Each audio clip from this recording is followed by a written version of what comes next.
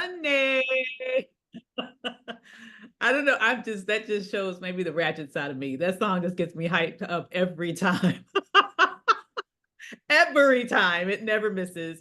But welcome, welcome, welcome, welcome, welcome tonight to the launch of the Seven Figure Comeback and the first in a series of intensive, this specific intensive focusing on attracting ultra high ticket buyers. Is there somebody here that is ready to understand how to attract individuals who are ready, willing, able, and in fact excited to hand over to you offers that individually are more than what many businesses make in an entire year? Is that you? Is that somebody in this house that when I'm saying I'm getting money, I ain't talking about no little itty bitty little you got to use a microscope to see it kind of money. I'm talking about the big checks, okay? If you guys are ready, I'm loving all the hype in the room. I'm loving the energy.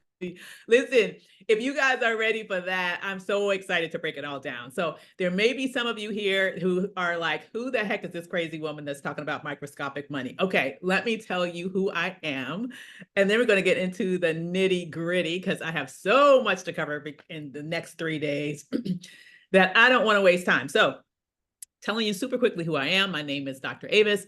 I am the seven-figure CEO of Media to Millions. We are a firm that helps entrepreneurs who are in the knowledge economy, meaning that you make money from what you know, not necessarily from widgets that you sell. So we focus on helping people understand how to productize their knowledge at very high levels so that they can go out and attract ultra high ticket buyers. Is there anybody here who would like to understand how to be able to get people to say yes at the 50K, at the 75K, dare I say at the 100K level and more per pop? Yes? Okay. Well, that's what this is all about. Now, listen, you guys, I'm so excited about this. I am sharing, I have to tell you, I did a summer intensive a couple of years ago, which was great. I enjoyed it, but it was also very rigorous for me personally. And I vowed never to do one again because it was so much. It was so much. But I tell you what's been happening around us, um, honestly, for lack of a better term, really pissed me off. Okay. I don't know if you have been paying attention to all of the particular details, but I'm the type of person that puts all the little different, maybe in another life I was a detective. I take different clues and put them together and figure out what the heck is going on. Because that's what I feel like I'm doing right now with this sort of situation, because it is not a coincidence, you guys. Let me just say, it is not a coincidence that we are living in a time in which upwards of 30 different states. I mean, I'm assuming that most of us here on the Zoom, I didn't even say where you're from. Okay, we can definitely sort of shout that out. But I'm assuming that most of you here are from the United States, even though I don't happen to be there right now. I am an African American. And I will tell you all, it's not an accident. It's not by happenstance that some 30 out of 50 states have either passed laws or have introduced laws specifically meant to outlaw DEI in their states. 30 out of 50 damn states. I'm sorry, I just get mad. I'm gonna tell you right now, I curse a little, okay? I just get mad thinking about it. I get mad thinking about it.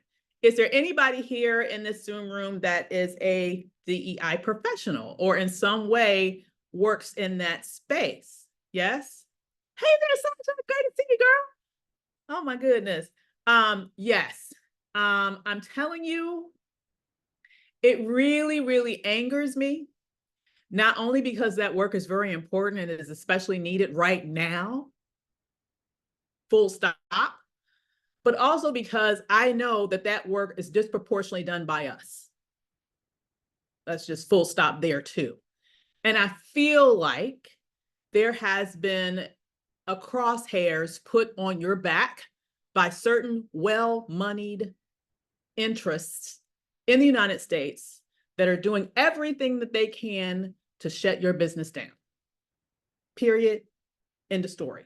And if that wasn't enough, you do know that a couple of weeks ago, they had that court decision basically halting the work of the Fearless Fund a Black woman-led organization that raised money for Black women, donated money to Black women founders who only get about 1% of capital that founders receive. And for some folk, 1% apparently was too much.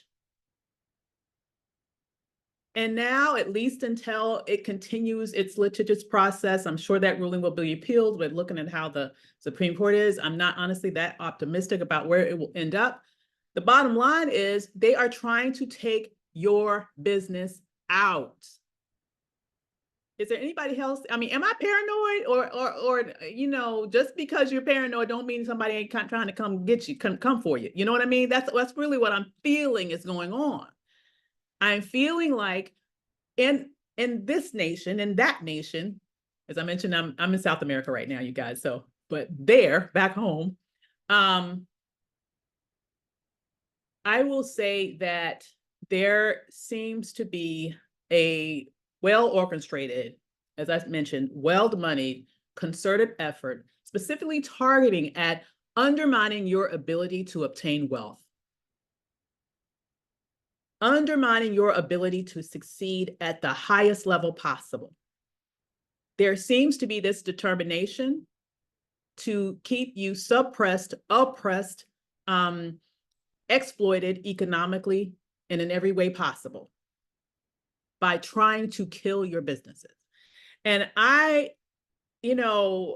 for me, I'm the type of personality where I feel like if I am not the Michelle Obamas of the world. When they go low, I go high. I don't do that. Okay.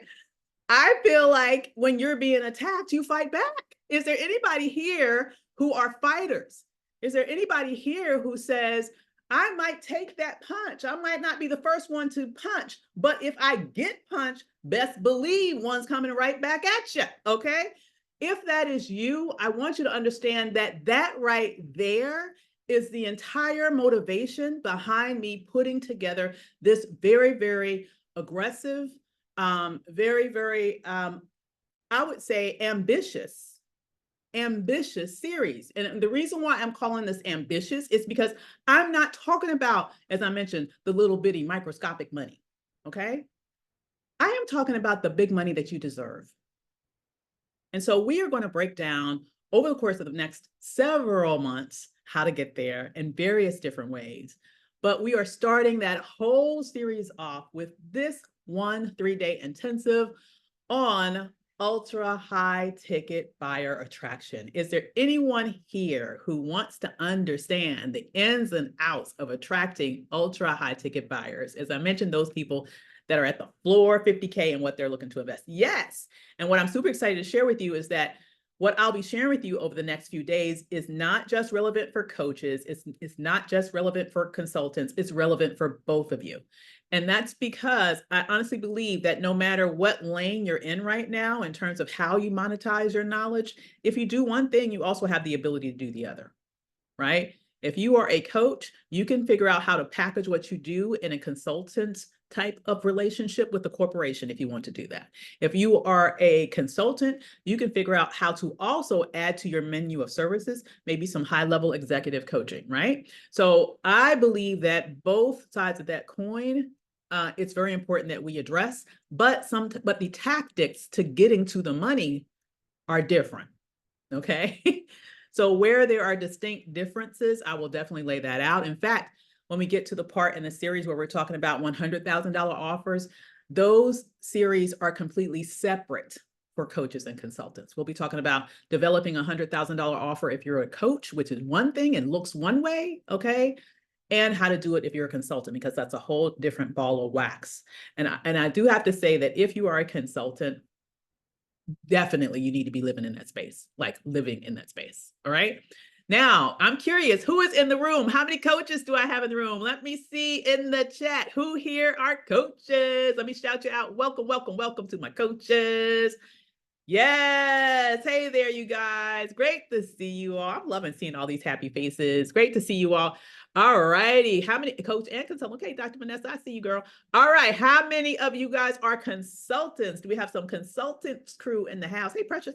All right. Not your ordinary consultant. I saw that. I like that. I love this small business start. I'm loving it. I'm loving it. I'm loving it. Okay. Y'all my kind of people. Y'all my kind of people. We leaving humble in the background. Okay. We just gonna lead into all of your fabulosity this evening, okay? And every evening, okay? So I love it, I love it, I love it. All right, welcome, welcome. Now I have another question for you so I get a sense of where you are right now in your business, because we may need to calibrate some of what we'll be teaching over the course of the next 3 days to make sure that I am tracking with you all. So just if you could put in the chat for me, I am curious about your highest priced offer right now. Like what do you have? I saw some facial expressions. If you winced when I said that, that means you need to charge more. Okay. No, not annually, Stacey. Hey, girl. No. I mean like per pop. Like if you want to charge one person one thing to work with you, what is the most that you charge? Like, is there anybody here, for example, I see a $22,000 offer, $75,000, that's good. $475, I'm hoping is that an hour? I'm hoping that's an hour. And even I don't like charging by the hour, you guys, and I can explain that to you later. Sasha, 45K, that looks good. Okay, highest price offer, 25K, good. School package, 25K, huh? Okay, tuition is yearly 10. All right, so some of you are, I would say, already at the high ticket. You're ready to graduate to ultra high. Some of you might be a little bit lower, but that's okay. We're going to convince you to graduate up to high and ultra high over the course of our time together. Do not worry about it. I just want to know because that gives me a sense of where I need to calibrate what I'll be teaching with you all this throughout the series. Now, a couple of little housekeeping I want to say, and then we're going to get right to business. Okay, first of all, I just want to make sure that everybody got your handy dandy workbook. Okay, this is what it looks like. It came via text message today and email. And if you need it, no worries. My amazing team is dropping it in the chat for you if you need it. We are doing 3 separate workbooks, a workbook per day. Okay, so this is just the workbook for today. You'll get another one tomorrow. You'll get another one on Tuesday. Okay, so grab your workbook, grab it, print it, be ready to work in it because we have a lot to do. Now, you will see that in the very first page of the workbook, I'm giving you basically the schedule for our entire time together, okay? We're going to be going over ultra high ticket buyer psychology. Could a team member drop the link in the chat one more time so Allison can grab it? Great. We're going to go over ultra high ticket buyer psychology tonight. Like, how do they make buying decisions? This is very important. Do you not agree? It's very important to get that. That's a foundational thing to know because the buyer psychology, I will just tell you right now, and just spoiler alert, as if there was a spoiler, but I guess you probably could figure this out. Okay, ultra high ticket buyers, they make buying decisions a little bit differently than low ticket buyers. Okay, and we're going to really unpack that very, very in a very, very detailed way tonight. Then tomorrow we're going to be talking about ultra high ticket buyer attraction. So once you understand the sales psychology behind the ultra high ticket buyers buying decisions, we're going to talk about how do you actually begin to attract those individuals tomorrow. Okay. And then on Tuesday, we're going to have a session on the ultra high ticket buyer's journey. So how do you get them from attracting to actually cha-ching? That's what I mean when I say the buyer's journey. Okay. Really, it's oh, is there a problem with the link? Let me know, you guys. If there's a problem with the link, I'll have my team fix it. But some people are saying it works. Some people are saying they didn't. You have to copy it. Okay. Okay. All right. Okay. Got it. So this works. So try it again, you guys. Copy and paste it exactly as it is and put it in the browser. Okay. All righty. Then we're going to have a Q&A session later on in the week because since we have so much content to go through each and every day. Oh, I'm seeing my line sister. Hey, girl. Since we have to go through girl, y'all, we went through it. Okay, we went through it. There, we got it. Okay, somebody already has printed out. So, all right, but we are here. Yes, we are. 35 years strong. Okay.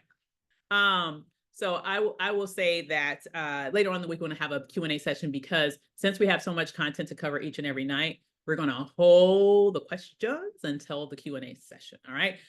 If you listen, we want you to be here live and in person every single day. That is the best way, I believe, to absorb the information, because sometimes I do randomly take a question or respond to something in the chat.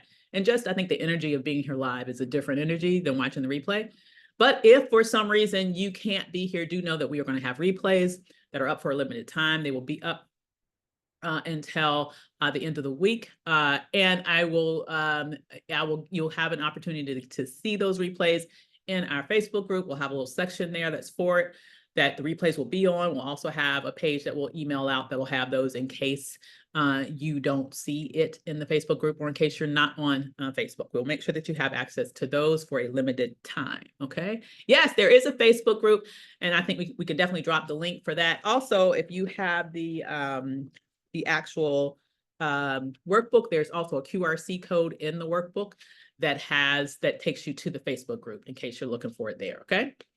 All right. So that's the housekeeping, I believe. The only other thing I want to say is make a commitment, though, to be here each and every night, because it's going to be on and popping.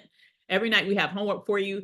We're going to have a homework post in the Facebook group. I actually read those. So do participate so that you can make the most out of this experience. The whole goal here is for you to be able to leave here with, basically a developed blueprint for you to go out there and attract those ultra high ticket buyers. With that said, let's get going to our first page in our workbook. That is of the content, which starts with ultra high ticket buyer psychology. We're going to go to that page right now and talk a little about the status of the current market. Now, I believe just about everybody in here is a coach or consultant, or you're on your way to becoming a coach or consultant. You have a service-based business. In other words, you make money from what you know, right? Have you guys noticed over the past couple of years, things have been, the market's been a little funny, honey, has it not? Things have been a little bit harder, maybe a little bit harder, taking a little bit more time to make those sales. Anybody seen that? And especially, as I alluded to earlier, with regards to those of you in the DE&I space, you have had a lot of help in making your life a little bit harder with all the craziness that's been going on all across the nation. And so there's been a lot of stuff that's been happening that, generally speaking, has made things maybe a little bit harder over the course of the past couple of years. But I want you to know that, generally speaking, when you are part of this, may also be that you might need to focus on attracting a different type of buyer, because depending upon the buyer that you are focused on, you might be making your life even harder than it needs to be. Okay, hear me when I say that. You might be making your situation even harder than it needs to be, given who you are focused on as your buyer. And that goes to number one, where I'm talking about the current market. Under number one, I make the statement, I'm not quoting anyone here, but as I look at the buying behavior of individuals in the current economy, in my mind, the consumer market is segregated. The consumer market is segregated. And when I say segregated here, I'm not talking about segregated by race in this instance. I'm talking about segregated by economic capability. Depending upon where you are on the economic strata, you are having two completely different experiences in the consumer market as a consumer in this country, period. Point blank. Okay. Good, Monica. She said she's agreed. She definitely switched her niche. Absolutely. Number two, there is a world of difference between the choices, the priorities, and the decisions of the lower income buyer and the higher income buyer. Let me say that again, because I know that had a lot in it, okay? There is a world of difference between the choices, priorities, and decisions. Choices, priorities, and decisions of the lower income buyer and the higher income buyer. Y'all, we're talking about two completely different worlds. Two completely different worlds, living in two completely different realities. And because they're living in two completely different realities, they have different priorities and different decision-making criteria. Okay. All right. So I found this report that CNBC put out, and I found it to be really striking. Okay. So I talk about it in number 3. In a recent report by CNBC, several companies serving lower income consumers, like, for example, a McDonald's, for example, have seen their sales decline and are describing their buying behavior as having become as being more discriminating and selective. So let me say that again, because I know I messed that up a little bit. A recent report by CNBC, in fact, found several companies serving lower income consumers have seen their sales decline and are describing their buying behavior as being more discriminating and selective. So have you guys seen the news, for example, about the hundreds of dollar stores that have gone out of business? Like Family Dollar going out. I'm like, Jesus, you can't get any cheaper than that. Come on now. Going out of business. In 2023, it was hundreds of Walmarts that went out of business. McDonald's sales are going like this. Seriously. Like something is going on for those companies who have basically built their entire business model around the lower ticket buyer or the lower income buyer. They've experienced huge disruptions because those individuals that they depend on for their businesses have found that they can't accommodate the rise in prices, honestly, that they have seen in recent years, like with inflation and groceries and all those things, rents going up, like all of those things have really hit that consumer really hard. And so they're having to make different choices. They're not getting the support that they maybe got over COVID, for example. So they're not getting no extra checks coming in. And so they're not spending as freely as they had over the past couple of years. Okay. Number 4, contrast that with this. Okay. Number 4, those serving higher income buyers have seen strong and consistent spending. Bam. I think I saw light bulbs go off when I said that. I think I literally saw light bulbs start going off in the Zoom room the minute that I said that, right? Those serving higher income buyers have seen strong and consistent spending. And what's even more important for us, they found this to be the case, particularly when it comes to activities, like things they want to do, experiences they want to have, vacations they want to go on, things like that, and services, which is good for each and every one of you. Because what industry are you in? You are all in a service-based industry. Okay. So the specific high-end buyer, they aren't experiencing the same level of disruptions in their spending patterns as we see in a lower income buyer. So if there are some of you who have, and I've seen that there are a lot of you who have been a little bit more aggressive with your pricing, so congratulations on that, and we can even move it up more than where it is right now. But if you have found that you have been targeting maybe a lower end demographic, just in terms of income capabilities, if things have gotten harder for you, let me first of all say it is not your fault.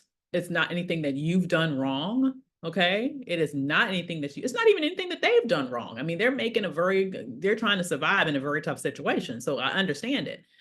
But as a business owner,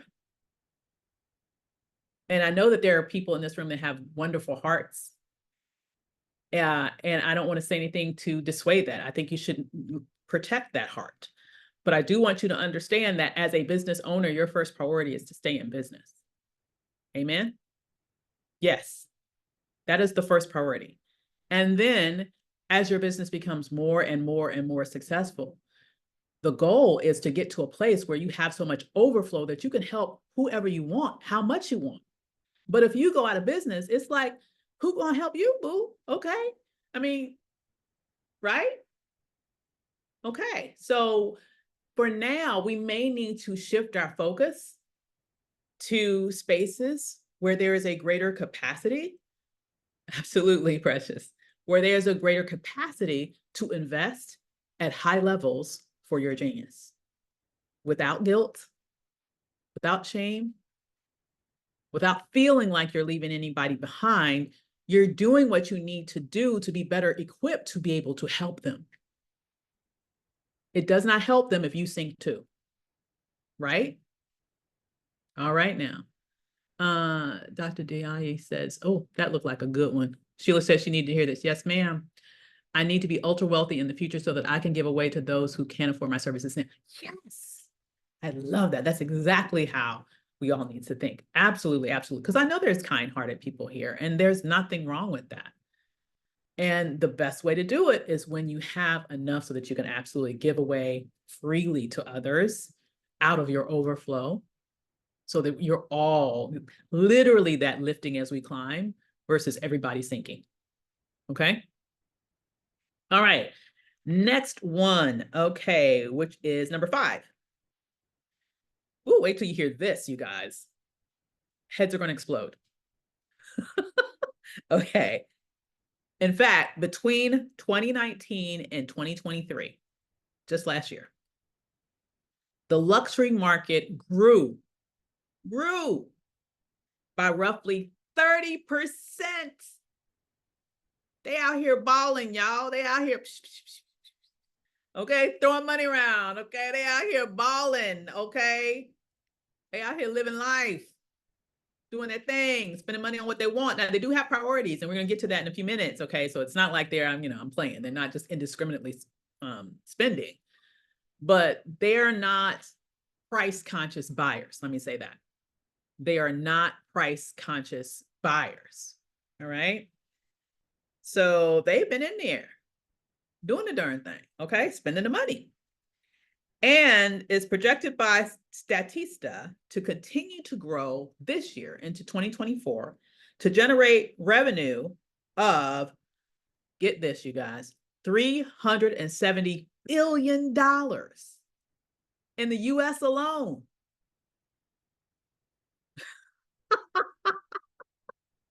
I'm sorry. I'm laughing at what Kimberly put in the chat. She said, and designer items are getting uglier and strange, but selling out. Where's the lie? Just where is the lie in that? Okay, that is 100% accurate. It's like they don't even care anymore, right? Oh my God, so true. Billion with the B, hun. Billion with the B. $370 billion spent in the luxury space this year alone. That's the projection by Statista, okay? Just in the US, okay? That doesn't even count, places overseas like China and Japan that are big spenders, UK, those sorts of things, okay? All righty, number 6. This is a very interesting story, and I did a post about this a few weeks back, and it just blew my mind as I've been following this like lightly in the news. Seeing this trend, even companies like Walmart, which I mentioned just last year, closed down hundreds of stores. This year, listen, they were like, we see what's going on here, okay? Even companies like Walmart have shifted their business model to go after higher income buyers and have seen increases in their earnings as a result. So they have literally invested money with remodeling stores, carrying higher end items in order to attract people into their stores that are at least, yeah, they're getting fancier. Oh my goodness. Y'all mind if I run? That's my turn down service, and I don't want to give up my little treat that they put on my pillow. Hold on, give me a second.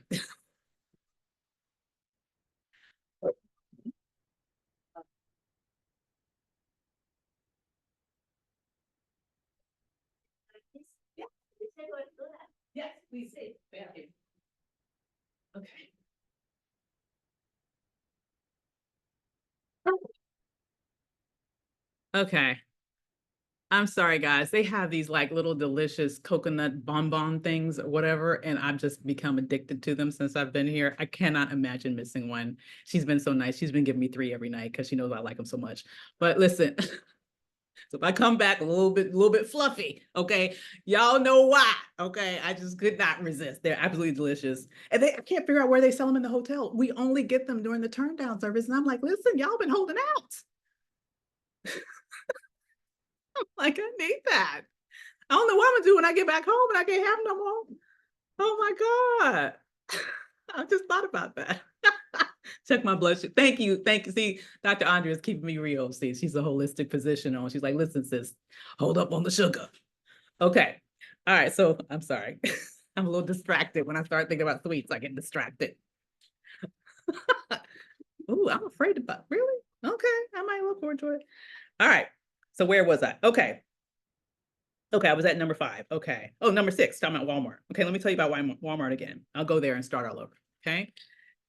Thank you so much.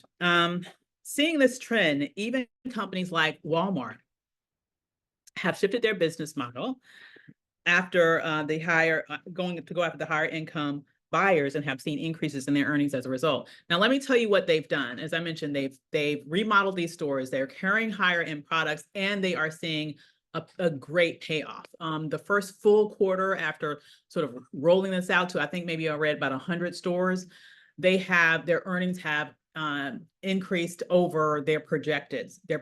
So it's really interesting to see. It looks like the higher income buyer is pretty much trying to save Walmart, right? So listen, there is one thing I will tell you. I believe that you can't just look at what's going on in your industry to make decisions about your business. I believe that you need to look broader to see what's happening in the macro economy, to see what other businesses do. If big businesses are doing something, like if, $100 billion businesses, hundreds of millions of dollars businesses, if they are making shifts in a direction and they're seeing benefits, does it not make sense that maybe you might think about how can you apply that logic to what you do? Yeah. Monica says, I'm offering more services to veterans. I want to price for them at a different level due to what you might want to think of, Monica, instead of pricing to them at a different level, think bigger in terms of Department of Veteran Affairs, where you can get, $1 million contract. That's what I'm talking about. See, that's the difference. The target. You don't want to target the low income buyer, okay? Even if you want to help them, think about, where can I go to get paid appropriately and still help them? Do you guys see what I'm talking about? All right, so we're just going to shift our target, okay? All right, okay. Next page. Into the mind of the ultra high ticket buyer. Dun, dun, dun. Okay. Sounds exciting right here. Okay, into the mind of the ultra high ticket buyer. Number 7. Simply put, ultra high ticket buyers make buying decisions differently. The ultra high ticket buyers make buying decisions differently, okay?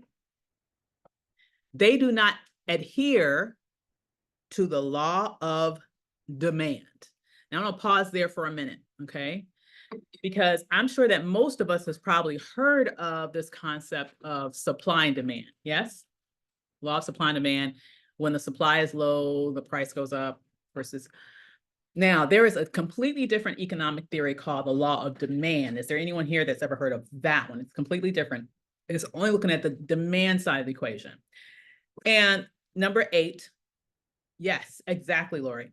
The law of demand states demand decreases as price increases. That's the law of demand, okay?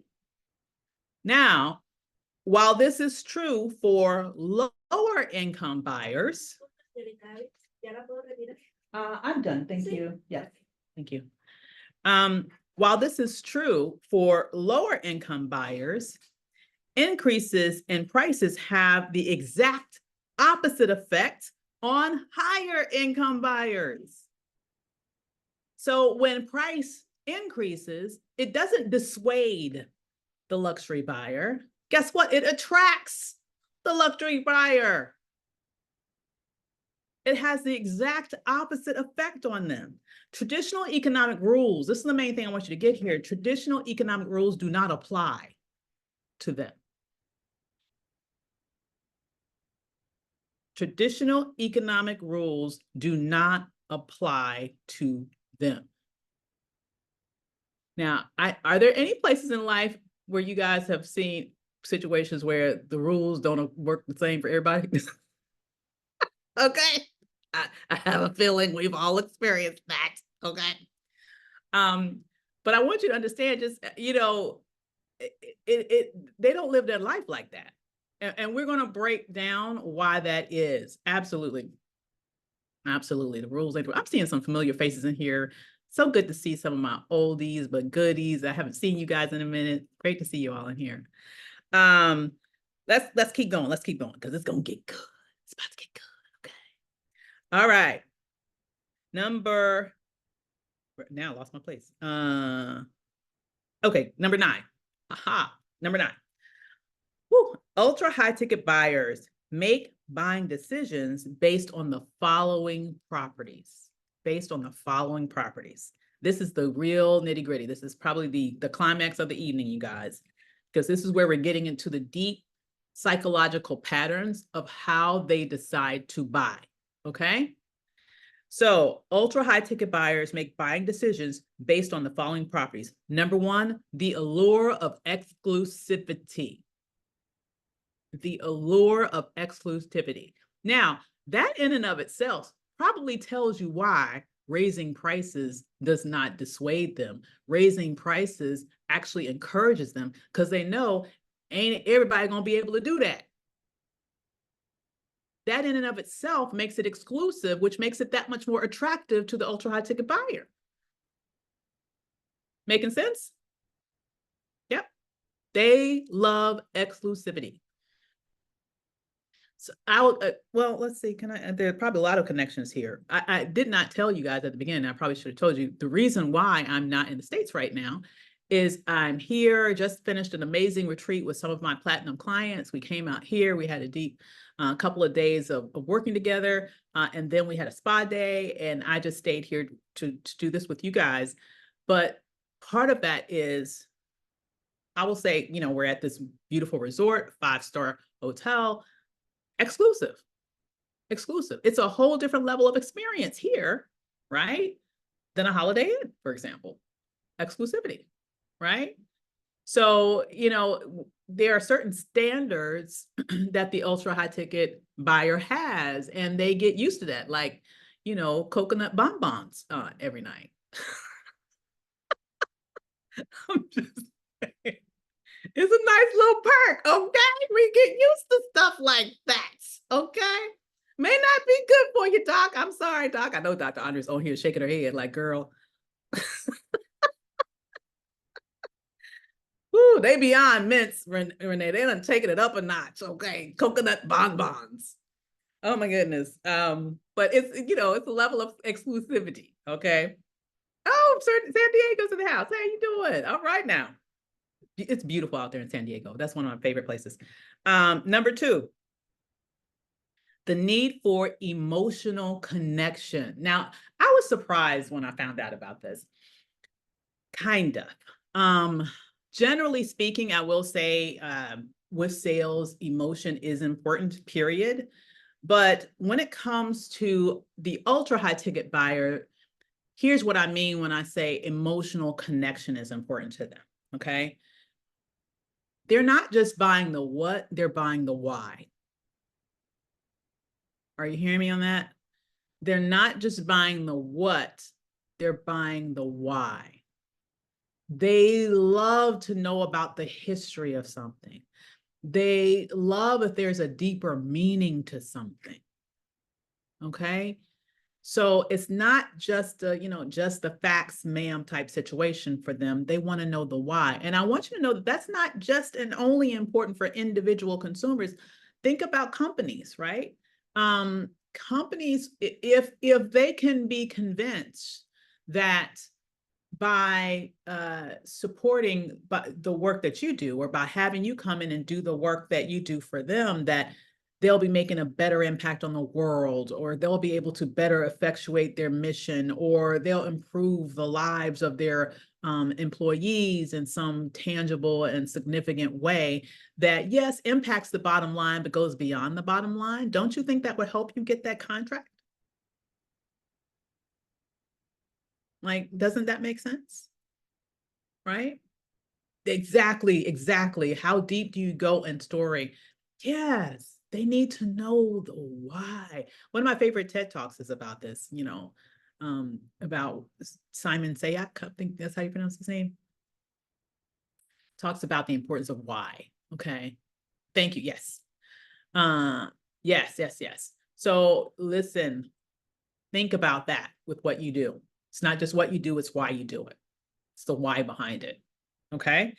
Number 3, indication of admittance to an elite social status. Elite social status. So this is about being on the cool kids club, that sort of thing. Like, and I agree. I can't remember, was it Renee? Someone in here was saying about how, a lot of designer stuff getting uglier and uglier, people still buying it. It baffles the mind, but for some people, it's just a way of saying, well, I'm one of the cool kids that got it. It may be ugly as hell, but I got it. Okay. And it becomes just like a status symbol. All right. Number 4. This is a huge one. Huge one, huge one, huge one right here. These buyers seek experiences. They seek experiences. So in all seriousness, the turn down service and a lot of stuff in an experience like that, it's about the experience of being in a space like this, right? It's about the level of customer service. It's about how you're treated from the minute that you walk into the door. It's the full, the full experience of the place. Think about that in terms of what ultra high ticket buyers expect. You know how I said earlier that Family Dollars and we're going out of business, and McDonald's is down, and Walmart was going in the wrong direction, and they're just now starting to try to appeal to higher ticket clients or customers to try to revive their stores. Listen, while all that was going on with them, guess what was happening on the other side of the equation? Delta, United are balling. Delta and United are expanding the number of first class seats, because it's not just enough to fill the plane. They want to have more capacity to be able to sell more of the highest price tickets on each plane. I want you to understand how much they understand that people are spending money when you give them the experience that they want. When you give them a space where they can, feel like they're part of the cool kids club at the front of the plane, that elite status. Like, they are tapping into this buyer psychology and making boatloads of money because they understand it and they're putting it into practice in their businesses. That's what allowed me to charge $500 for a shampoo cut style when I was in the salon. Yes, I was the experience that they were with other celebrity. That right there. Absolutely. And I bet you were booked up the entire time, Mary, were you not? I bet you people were like probably having to wait to get in that chair. Absolutely. I agree with you, Tashima. Ain't nothing like it. All right. So think about not just what you do as something that you do. Think about the experience that you can provide. Okay. I know that's right. Number 5, everything I just said, plus this. Quality remains a critical factor for the luxury buyer. Money's no object when they feel like what they're getting is of quality. It's going to last. It's substantial. It does what it says it's going to do, but also provides the experience that they want. Also allows them to feel like they are connected to something deeper, has that emotional connection, allows them to feel elite. Like all of these, can you see how all these things kind of build on one another? Yeah. Then number 6, they want the best. They want the best. and will settle for nothing less. Like, these are the type of people's like, I know I do not want coach. So you need to create more seats in first class, okay? So that you can accommodate me when I want to fly. Okay? They want the best. All right. In essence, what I've kind of broken down for you tonight, I would kind of call a tale of two markets, right? It's a tale of two markets. It's the hardworking, lower to middle class market that has been, I think, in many ways strained, really, really strained over the past couple of years. They're having to figure out how to make things work for them. They're making a lot more deliberate and slower decisions, making some different choices even maybe, because they're trying to stretch their dollars further. And then you're having those individuals who are in that top tier market, that higher income market, that luxury buyer, that ultra high ticket buyer, that isn't really fazed by cost, but they still want certain things. And when they find the certain things that they want, they don't have any problem paying for it. None at all. Okay. So once again, they want that allure of exclusivity. They want to have an emotional connection with whatever that purchase is. They want to have some sort of indication that they are among the elite, that they have some high social status, and that can be reflected in what they just purchased, right? And you guys might be, let me just say here really quickly, if you're a consultant, you're probably thinking, how can I show elite social status if I'm a consultant? Well, it's like part of that is just about how much you cost. How much does it cost to acquire you? Are you someone who is showing up in certain spaces that are elite spaces? And, they kind of get almost kind of like tangential celebrity status by having their name also connected with yours. Like, absolutely. Pricing is definitely part of the brand. We're going to go into this much more deeply, especially even tomorrow, when we talk about high ticket client attraction, but know that pricing is positioning. So if you were one of the folks that were kind of, looking a little strained, worried, concerned, when I asked about how much you charge, know that your price is at the same time, all at once, attracting some and repelling others all at the same time. And the point is, who do you want to attract and who do you want to repel? That's the question you need to ask yourself before you put a price out in the universe. Who do you want to attract and who you want to repel? Listen, there is no shame in the game about not getting everybody. Guess what? You can't listen. Why? First of all, why do you want to do that? You don't want to do that. We don't want to do that. Okay. There is, and I say that jokingly, but I also say that in a very real way. Absolutely. There's a difference between Macy's and Nordstrom. Absolutely. There's a whole hell of a lot of difference between Family Dollar and Nordstrom's. Like, really. So think about that when you're pricing. And here's what I want you to really remember. As you are pricing at those various levels, when you don't need as many of the higher ticket people to make the same or a lot more money than you could make with a whole boatload of lower ticket people. Is there anybody here that would really love to be able to, sell less and make more? Like this, right? I'm saying yes. That was an amen corner move if I've ever seen one. Okay, like that's hilarious. Listen, you guys, that right there, it's a no-brainer. Absolutely. So this is like the cheat code. This is the cheat code. And I say this to you all in full seriousness, because as I shared at the very beginning, everything that I feel is happening right now is really meant to put a lot of us in very, very dire situations, to really threaten the existence of our businesses, period. And I say, don't get mad, get even, just come back swinging.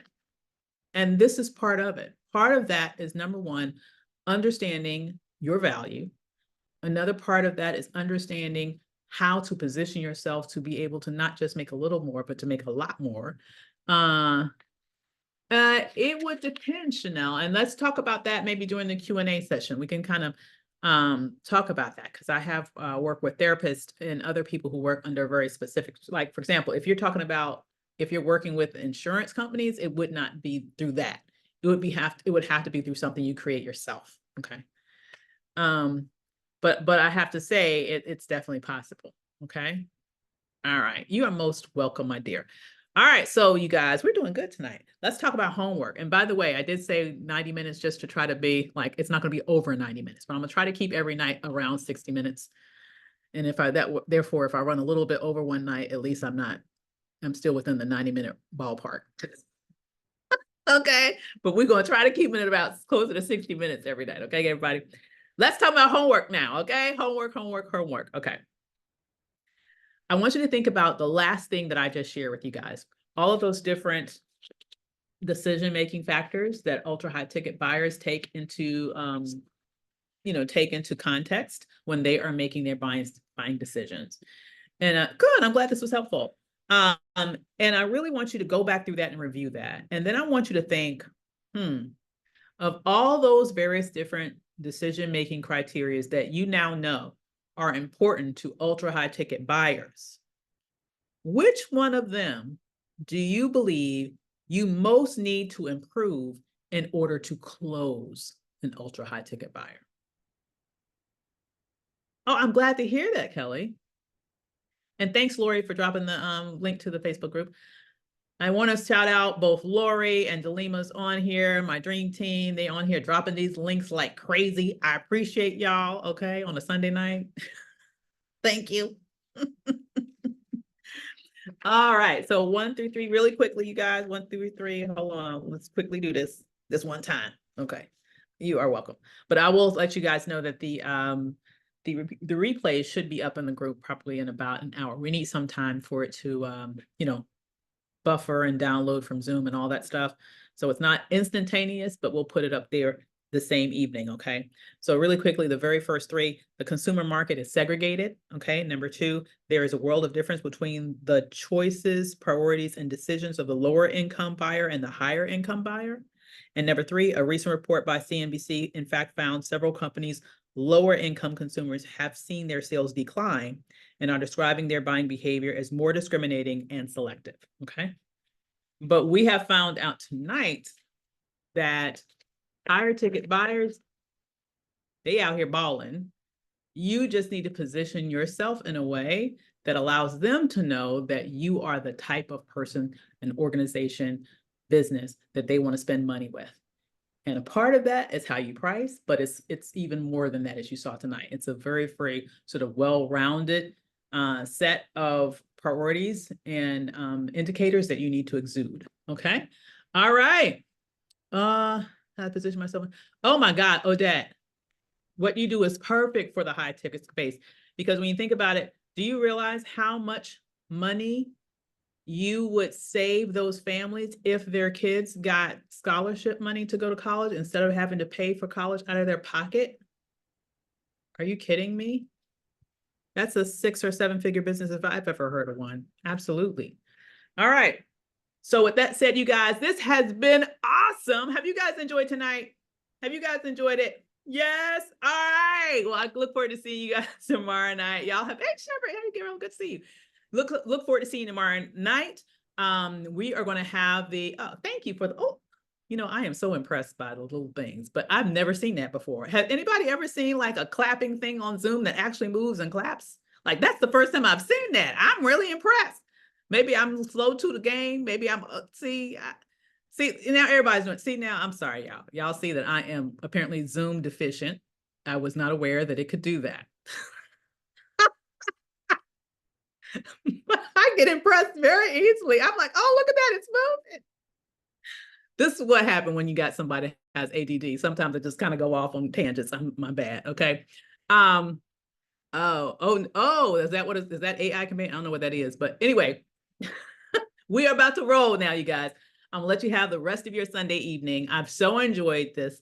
You will have the replay up, and you'll hear from me tomorrow morning. That will get you all set up with the new workbook and all that good stuff for day 2 tomorrow. Well, we'll be talking about the heart of ultra high ticket client attraction. Who is ready for that? Yes? Great. All right. Well, I will see you all. The homework's in the back of the book, so make sure you take a look. I just went over the homework. Definitely look in the back of the workbook. The homework's there, okay? And it'll be in the Facebook group where you can see the post there for it, okay? With that said, you guys, I hope y'all have a wonderful evening, and I'll see you tomorrow. Bye, everybody. Take care.